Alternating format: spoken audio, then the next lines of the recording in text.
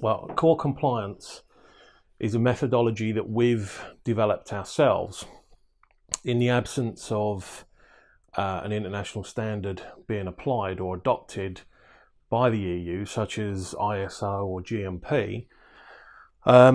We put together our own methodology based on several years of experience in the industry, designed to give structure and a roadmap to some of the smaller brands so that they can step up their game and compete with the bigger brands and big tobacco.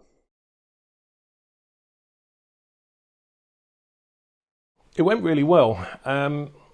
It was more of a soft launch, really. We didn't actually do a full product launch, but what we put it out there, we done some of our research with some of our clients, some of the prospects that we were talking to, and the response was pretty phenomenal, actually. I think it's the first US show that we've been to that we'd had much more positive response to product stewardship and regulatory compliance.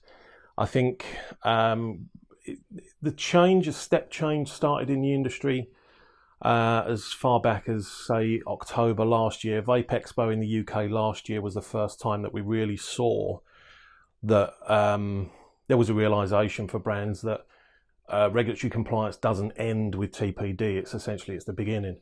So the response in that respect was phenomenal. I think people are realising that they've got to classify properly for CLP. They've got GDPR, the data protection regs to consider now as well. And as well, there's the new legislative framework that focuses on marketing surveillance, ROS, WE, and so on. So I think whether you're a device manufacturer or e-liquid manufacturer, there is a realisation that there's more to do. So I think the response in that respect was pretty good. Well, the industry, the pioneers of our industry, it's been recorded. I know Lonnie Bozeman from Saviour Vape done an interview recently and highlighted the fact that a lot of the pioneers of our industry came from 12-step programs.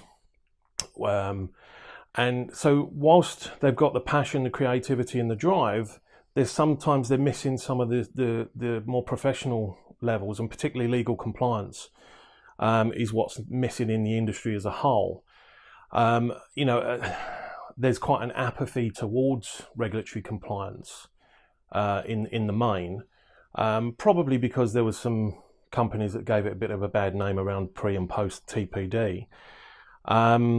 But there is a need, if we want to keep this industry diverse, if we want to keep this industry growing at the same speed, there's a step change, or certainly a shift of a few gears in the levels of professionalism required around product stewardship and compliance. So I think if we can put this methodology out into the industry free of charge, so that people can literally just pick it up and implement it themselves, I think we've got much better chance collectively of keeping the wolves that are big tobacco at bay. What it does, we've created a system that essentially benchmarks where you are. So we've got a scorecard, a core compliance health check, if you like.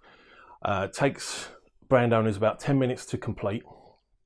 And then what we can do from there on is provide them with a bespoke report, a 30+ page report that highlights the deficiencies, the importance of those various aspects, and then helps them mitigate against that risk. If they want to do it in-house, we give them the tools. If they want us to implement, then we charge for implementation. Just to adopt the practice is free of charge, because we want everybody to pick it up. We want even all these small mum and pop type operations to be able to have a structure. It builds due diligence, it shares industry best practices, and it gives a framework to, taking on a new supplier, making sure that you've got continuity agreements in place. Make sure you've got green list. You're working from green list, so you're not putting a concentrate into a market that's banned. We've seen that time and time again, where people have they've taken a liquid because it tastes great, put it into the market, and then realise that once it actually comes to a notification point, that they've got banned substances in it. So if that particular product's already making hundreds of thousands or even $1 million for a year for that company, that causes big problems. So what we do in the process is you highlight those risks early on and then build processes against them. So you make sure that